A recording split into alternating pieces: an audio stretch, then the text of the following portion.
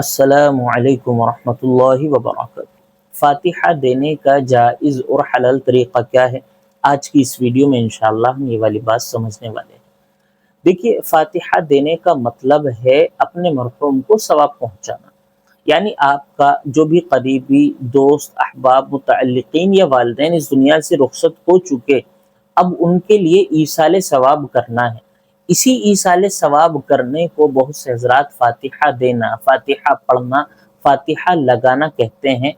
تو اس کے جو جائز طریقے ہیں ان کو اختیار کرنا ہے، اور جو ناجائز طریقے ہیں ان سے بچنا ہے۔ تو جائز طریقے کیا ہیں؟ شریعت کا ہر وہ طریقہ جو عبادت میں شمار ہو اور حدود شرعیہ میں ہو، ہر وہ طریقہ اختیار کر کے اپنے والدین یا دوست و احباب یا اپنے مرحومین کو ثواب پہنچایا جا سکتا ہے۔ جیسے آپ کسی بھی وقت جو ہے دعا کریں، یہ ضروری نہیں ہے کہ نماز ہی کے بعد دعا کرنی ہے یا کوئی نیک کام کرنے کے بعد ہی دعا کرنی ہے۔ دعا کے لیے آپ کبھی بھی اللہ تعالیٰ کے دربار میں حاضر ہوئیے، اللہ تعالیٰ سے مانگیے، اللہ تعالیٰ سے دعا کیجئے کہ میرے فلاں مرحوم کی مغفرت فرمائیے۔ تو دعا ایک بہت بہترین اور جائز اور حلال طریقہ ہے۔ دعا کے ذریعے اپنے مرحوم کو ایصال ثواب کیا جائے۔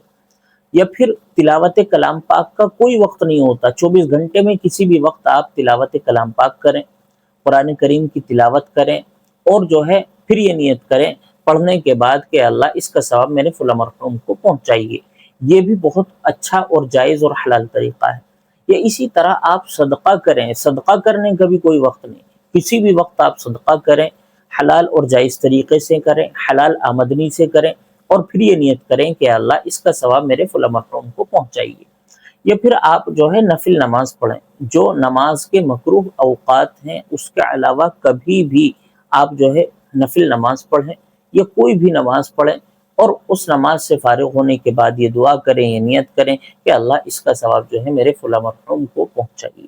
یا اس کے علاوہ اور بھی جو جائز اور حلال عبادتیں ہیں، کوئی بھی صدقہ ہے، کوئی بھی نفل کام ہے، اس کام کو کرنے کے بعد آپ یہ نیت کر سکتے ہیں، یہ دعا کر سکتے ہیں کہ اللہ اس کا ثواب میرے فلاں مرحوم کو پہنچا۔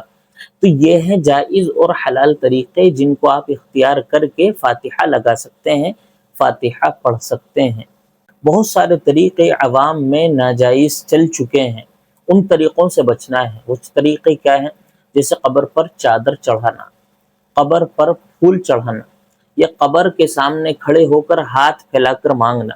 حالانکہ یہ طریقہ جائز تھا، لیکن بہت سارے لوگ ایسے طریقے سے مانگتے ہیں کہ دیکھنے والا یہ سمجھتا ہے کہ شاید یہ قبر سے، مزار سے، یہ پیر سے مانگ رہا ہے۔